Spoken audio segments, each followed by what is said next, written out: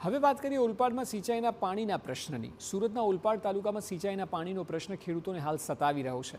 નહેરના નવીનીકરણના બહાને 35 દિવસ સુધી પાણી બંધ રાખ્યા બાદ હવે જ્યારે રોટેશન શરૂ થયું છે, જેમાં ખેડૂતોનો આક્ષેપ છે કે મુખ્ય કેનાલ અને માઇનોર કેનાલ લેવલ સરખું રાખવામાં આવ્યું નથી, જેથી માઇનોર કેનાલમાં પાણી ચડતું નથી। પરિણામે રોટેશન પૂર્ણ થવા આવ્યું હોવા છતાં અનેક ગામો ખેડૂતોને પાણી વંચિત રહ્યા છે।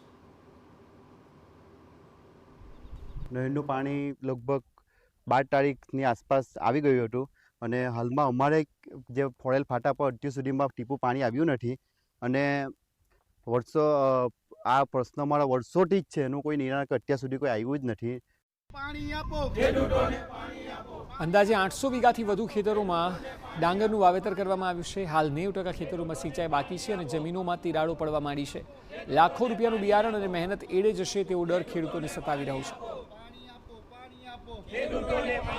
જો અમારું આ કામગીરી તાલુકા જિલ્લા ઇલેક્શન પહેલાં થઈ જાય, આ કામગીરી તો જ અમે ઇલેક્શન કરશું, નહીં તો અમે આ સંપૂર્ણપણે અમારા ગામવાળાનું કહેવું છે કે અમે બહિષ્કાર કરવાના છે। એનું મુખ્ય કારણ છે વારંવાર અમને દર વર્ષે અમારા ખેડૂતોની દયનીય હાલત, કફોડી હાલત થઈ જાય છે અને અન્યાય થાય છે। હવે અમે અન્યાય સામે અવાજ ઉઠાવવા માટે જાગૃત છીએ।